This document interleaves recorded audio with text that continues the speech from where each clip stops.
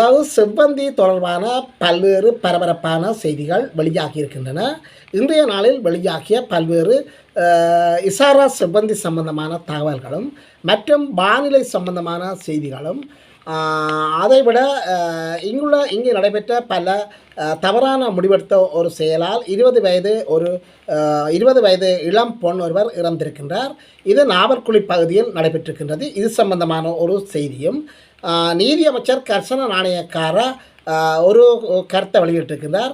பாதாள உலக குழுக்கள் எங்கு சென்றாலும் எப்பொழுதும் கைது செய்யப்படுவார்கள்.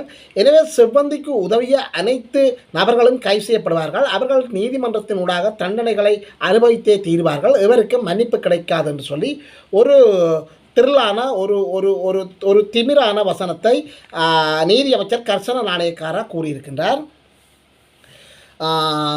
குருநகர் இறங்குதுறையில் சிறிய படகில் இந்தியாவுக்கு பயணித்த செவ்வந்தி அச்சத்தின் காரணமாக அழுது குளறி புலம்பினார் என்று சொல்லி ஒரு செய்தி வெளியாகியிருக்கின்றது. யாழ்ப்பாணம் மற்றும் கிளிநொச்சியில் செவ்வந்திக்கு உதவிய 7 பேர் அதிரடியாக கைது செய்யப்பட்டிருக்கின்றார்கள் என்று சொல்லி ஒரு தகவல் வெளியாகியிருக்கின்றது. நாவற்குழி பகுதியில் விபரீத முடிவெடுத்த ஒரு இளம்பொன் ஒரு யுவதி அநியாயமாக இறந்திருக்கின்றார் என்று சொல்லி ஒரு தகவல் காணப்படுகின்றது. யாழில் பிறந்து 25 நாட்களே ஆன ஒரு சிசு மூளையில் கிருமி தொற்று காரணமாக இறந்திருக்கின்றார். இது சம்பந்தமாகவும் பசாவளானில் தனியார் காணிகளில் இராணுவ மருத்துவமனை அமைக்கப்பட்டு வருவதாகவும் இது மயிலட்டிக்கு அடுத்ததாக காணப்படுவதாகவும் மயிலட்டியில் அண்மைய சில வருடங்களாக பொதுமக்களினுடைய காணிகளில் சட்டவிரோதமாக விகாரை ஒன்று அமைக்கப்பட்டு வருவதும் அது சம்பந்தமாக கடுமையான போராட்டங்கள் எடுத்து வருவதும் இலங்கை அரசுக்கு ஒரு பெரிய தலையீடியை கொடுத்து வருகின்ற ஒரு நிலைப்பாடு அண்மையில் நடைபெற்று கொண்டிருக்கின்றது. அடுத்ததாக பசாவளான் பகுதியில் தனியார் காணிக்குள், அதாவது தமிழ் மக்களினுடைய பூர்வீகமாக வாழ்ந்து வந்த தனியார் காணிகளுக்குள், அது உயர் பாதுகாப்பு வலயம் என்ற போர்வையில் அதற்குள் இராணுவத்தினுடைய மருத்துவமனை ஒன்று கட்டப்பட்டு வருவதாகவும் தெரிவிக்கப்படுகின்றது.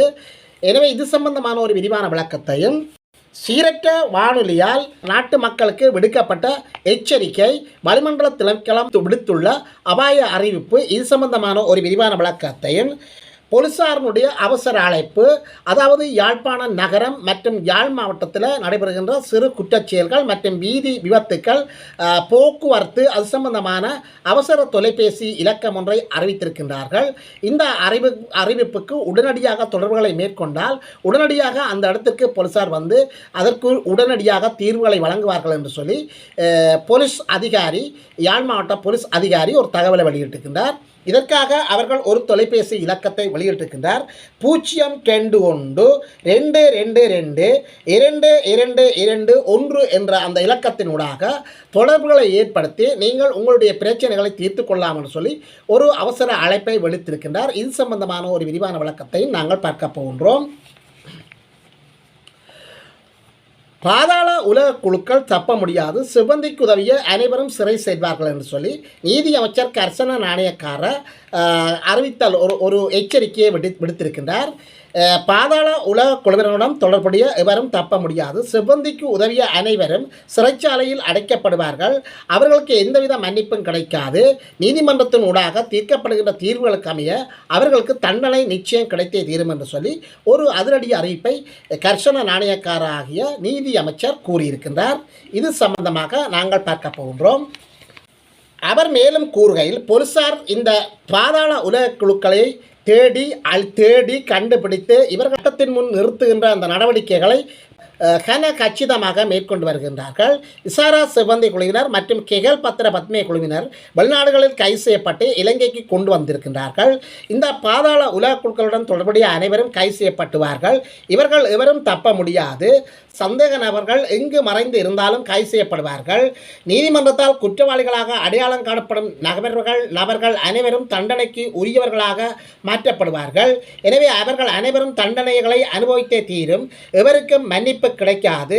போதைப்பொருள் வியாபாரிகளிடமிருந்தும் பாதாள உலக குழுக்களிடமிருந்தும் இந்த நாட்டை பாதுகாப்பதே எமது அரசின் முக்கிய குறிக்கோளாகும் என்று சொல்லி நீதி அமைச்சர் கர்சன நாணயக்கார ஒரு அதிரடி கருத்தை வெளியிட்டிருக்கின்றார். யாழ் குருநகர் இறங்குதுறையில் சிறிய படகில் இந்தியா பயணிப்பதற்கு ஆரம்பித்த போது செவ்வந்தி தான் நடுக்கடலில் படகு பிரண்டு இறந்து விடுவேனோ என்று சொல்லி மிகுந்த அச்ச நிலையில் கண்ணீர் விட்டு கதறி அழுததாக போலீஸ் விசாரணையில் ஒரு திடுக்கிடும் செய்தியை வெளியிட்டிருக்கின்றார். யாழ்ப்பாணம் குருநகர் இறங்குதுறையில் சிறிய படகில் இந்தியாவுக்கு பயணித்தேன், நடுக்கடலில் மூழ்கி விடுவேனோ என்று சொல்லி அழுது புலம்பினேன் என இசாரா சிப்பந்தி விசாரணைகளின் போது தெரிவித்திருந்தார். கனேமில்ல சஞ்சீவ கொலையுடன் தொடர்புடைய இசாரா சிப்பந்தி தற்பொழுது கொழும்பு குற்றத்தடுப்பு பிரிவில் தடுத்து வைக்கப்பட்டு விசாரணைகள் நடைபெற்று வருகின்றன. மேலதிக விசாரணைகளுக்காக அவர் தங்கியிருந்த இடங்கள் எல்லாத்துக்கும் அழைத்துச் செல்லப்படுகின்றார். அந்த வகையில் கிளிநொச்சிக்கு அழைத்துச் செல்லப்பட்டு சோதனைகள் நடத்தப்பட்டன. அந்த வகையில் யாழ்ப்பாணம் மற்றும் கிளிநொச்சி மாவட்டங்களைச் சேர்ந்த 7 பேர் இதுவரை கைது செய்யப்பட்டுள்ளார்கள். அவ்வாறு போலீசார் தங்களுடைய கருத்தில் தெரிவிக்கின்றார்கள். மித்தனியாவில் இருந்து தமிழர் பகுதிக்கு சென்ற சிப்பந்தி யாழ்ப்பாணத்தில் 2 நாட்கள் தங்கி இருந்ததாகவும், யாழ்ப்பாணத்தில் தங்கியிருந்த சமயத்தில் திட்டமிடப்பட்ட குற்றச் செயல்களில் ஈடுபடுகின்ற கும்பலை சேர்ந்த கெகல் பத்ர பத்மேயின் வேண்டுகோளுக்கிணங்க சர்வதேச ஆட்கடத்தலில் ஈடுபடுகின்ற கும்பலின் உதவியை நாடினார் என்று சொல்லி ஒரு தகவலை இசாரா சிப்பந்தி போலீஸ் விசாரணையின் போது வெளியிட்டிருக்கின்றார். அவ்வாறு ஆட்கடத்தலில் ஈடுபடுகின்ற குழுவினருடைய உதவியை நாடி அவர்களே சிப்பந்தியை இந்தியாவுக்கு அழைத்து சென்றுள்ளார்கள். அவர்கள் தொடர்பில் கொழும்பு குற்றத்தடுப்பு பிரிவினர் தீவிர விசாரணைகளை ஆரம்பித்திருக்கின்றார்கள். யாழ்ப்பாணத்தில் தங்கியிருந்த சிப்பந்தியை குருநகர் இறங்குதுறைக்கு அழைத்து சென்று அங்கிருந்து சிறிய மீன்பிடி படகில் ஏற்றியுள்ளார்கள். இந்த சமயத்தில் பயத்தில் அழுது புலம்பிய சிப்பந்தி படகில் பயணிக்கும் போது தான் அழுது கொண்டே சென்றதாகவும் அந்த புலனாய்வு பிரிவினரிடம் தன்னுடைய விசாரணைகளில் தெரிவித்திருக்கின்றார். யாழ்ப்பாணத்தில் இருந்து இந்தியாவுக்கு வேறொரு பொண்ணுடன் சிறிய படகில் மேற்கொண்ட பயணம் ஒரு பயங்கர அனுபவமாகவும் அது மிகவும் சோர்வான பயணம் என்றும் இசாரா சிப்பந்தி போலீசாரிடம் தெரிவித்திருக்கின்றார். பயணத்தின் போது படகு கவிழ்ந்து தான் மூழ்கி விடுவேனோ என்று சொல்லி அச்சத்தின் காரணமாக அலறினேன் என்று சொல்லியும் போலீசாரிடம் அவர் தெரிவித்திருக்கின்றார். யாழ்ப்பாணம் மற்றும் கிளிநொச்சி மாவட்டங்களில் சிப்பந்திக்கு உதவிய இதுவரை 7 பேர் கைது செய்யப்பட்டிருக்கிறாக போலீஸ் ஊடக பிரிவு பேச்சாளர் வூட்லர் தெரிவித்துள்ளார். யாழ்ப்பாணம் மற்றும் கிளிநொச்சி மாவட்டங்களில் இசாரா சிப்பந்திக்கு உதவி செய்த 7 பேர் இதுவரை கைது செய்யப்பட்டுள்ளதாக போலீஸ் ஊடக பேச்சாளர் வூட்லர் தெரிவித்துள்ளார். ஒழுங்கமைக்கப்பட்ட குற்றவாளியான கனேமுல்ல சஞ்சீவ நீதிமன்றத்தில் வைத்து சுட்டுக்கொலை செய்யப்பட்ட சம்பவத்துடன் தொடர்புடைய தேடப்பட்டு வந்த இசாரா சிப்பந்தி அண்மையில் நேபாளத்தில் வைத்து கைது செய்யப்பட்டார். இவ்வாறு கைது செய்யப்பட்டவர் இலங்கைக்கு அழைத்து வரப்பட்டு விசாரணைகள் மேற்கொள்ளப்பட்டன. அதன் அடிப்படையில் கொலை சம்பவம் இடம்பெற்ற பின்னர் இசாரா சிப்பந்தி தங்கி இருந்த இடங்களுக்கு அழைத்து செல்லப்பட்டு விசாரணைகள் மேற்கொள்ளப்பட்டன. அந்த வகையிலே யாழ்ப்பாணம் மற்றும் கிளிநொச்சி மாவட்டங்களைச் சேர்ந்த 7 பேர் இதுவரை கைது செய்யப்பட்டுள்ளதாக போலீஸ் ஊடக பேச்சாளர் வூட்லர் தெரிவித்திருக்கிறார். பசாவளானில் தனியார் காணியில் அமைக்கப்படுகின்ற இராணுவ வைத்தியசாலை, எனவே இதனை எதிர்த்து நடவடிக்கை எடுக்கப் போவதாக தமிழரசு கட்சியினுடைய செயலாளர் மற்றும் ஜனாதிபதியின் சட்டத்தரணியான சுமந்திரன் தற்போது ஒரு கருத்தை வெளியிட்டிருக்கின்றார். யாழ்ப்பாணம் பசாவளான் பகுதியில் தனியார் காணியில் எவ்வித அனுமதியுமின்றி அமைக்கப்படுகின்ற இராணுவ வைத்தியசாலைக்கு எதிராக சட்ட நடவடிக்கை எடுக்கப்படும் என்று ஜனாதிபதி சட்டத்தரணி எம்.ஏ. சுமந்திரன் தெரிவித்திருக்கின்றார். பசாவளான் உயர் பாதுகாப்பு வலயம் என இராணுவத்தினரால் கையகப்படுத்தி வைத்திருக்கின்ற தனியார் காணிகளுக்குள் சட்டவிரோதமான முறையில் இராணுவ வைத்தியசாலை அமைக்கப்பட்டு வருகின்ற நிலையில் காணியின் உரிமையாளரின் கோரிக்கையை ஏற்று தமிழரசு கட்சியினுடைய பதில் செயலாளர் மற்றும் ஜனாதிபதி சட்டத்தரணி எம்.ஏ. சுமந்திரன், தமிழரசு கட்சியினுடைய பதில் தலைவருமான வடமாகாண சபை அவைத்தலைவர் சி.வி.கே. சிவஞானம் மற்றும் வலி வடக்கு தவிசாளர் ஷோ சுகீர்தன் ஆகியோர் காணி உரிமையாளருடன் சென்று நேற்று செவ்வாய்க்கிழமை காணி அமைந்துள்ள இடப்பகுதிக்கு நேரில் சென்று உயர் பாதுகாப்பு வலய எல்லையுடன் நின்று வைத்தியசாலையின் கட்டட வேலைகளை நேரில் பார்வையிட்டார்கள். அதன் பின்னர் காணி உரிமையாளருடன் கலந்துரையாடிய எம்.ஏ. சுமந்திரன் இராணுவத்தினால் மேற்கொள்ளப்படுகின்ற வைத்தியசாலை கட்டட வேலைக்கு எதிராக மிக விரைவில் சட்ட நடவடிக்கை எடுக்கப்படும் என்று சொல்லி உறுதி வழங்கியிருக்கின்றார். நாவற்குழியில் விபரீத முடிவெடுத்த யுவதி மரணம். நாவற்குழி பகுதியில் விபரீத முடிவெடுத்த யுவதி ஒருவர் உயிரிழந்திருக்கின்றார். நாவற்குழி ஐயனார் கோயிலடியைச் சேர்ந்த 20 வயது யுவதியை உயிரிழந்தவராவர்.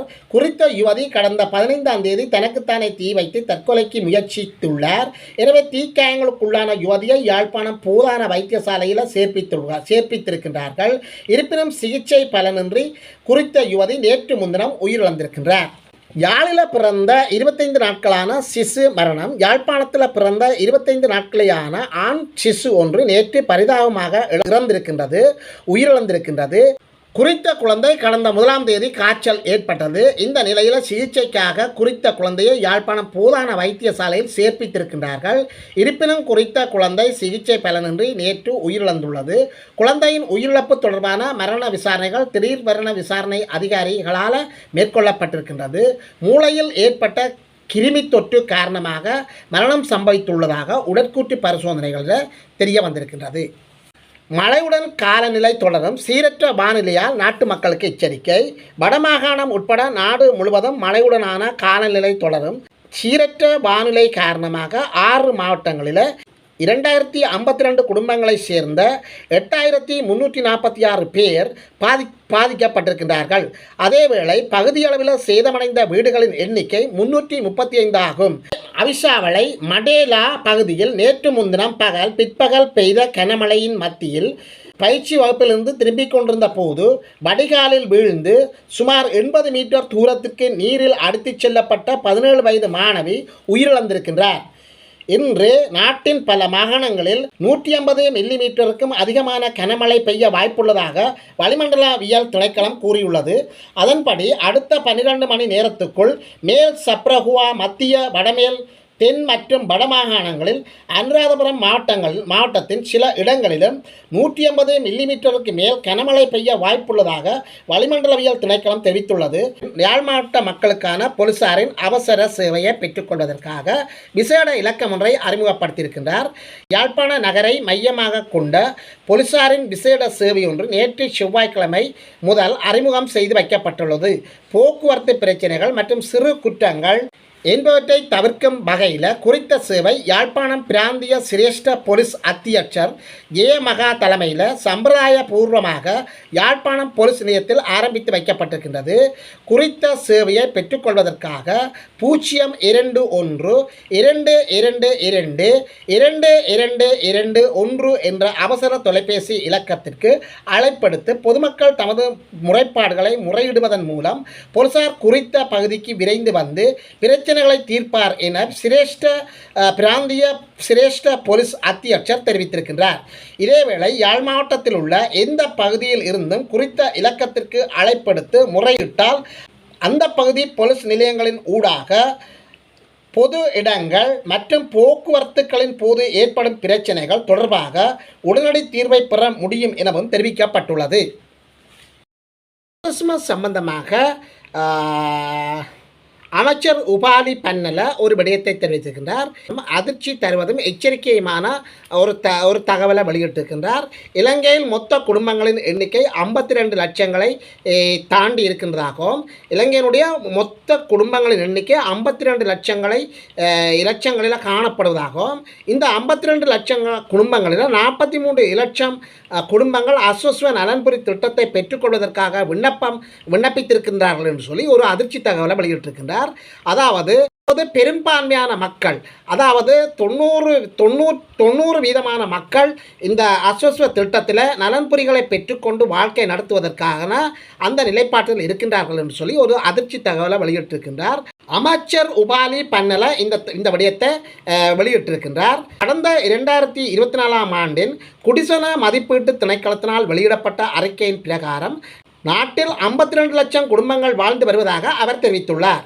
இதில் 43 லட்சம் குடும்பங்கள் அஸ்வஸ்வ நலன்புரி திட்டத்திற்காக விண்ணப்பங்கள் செய்துள்ளார்கள் என்று சொல்லி அவர் ஒரு அதிர்ச்சி தகவலை வெளியிட்டிருக்கின்றார்.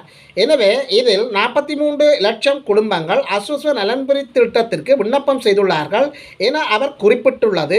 பெரும்பான்மையான சமூகங்கள் உதவிகளை பெற்று வாழ்வதாகவே நோக்கமாக கொண்டன என்று சொல்லியும் உதவிகளில் வாழ்வதையே மனநிலைகளில் வைத்து வாழ்ந்து வருவதாக ஒரு அதிர்ச்சி தகவலை அமைச்சர் தெரிவித்திருக்கின்றார்.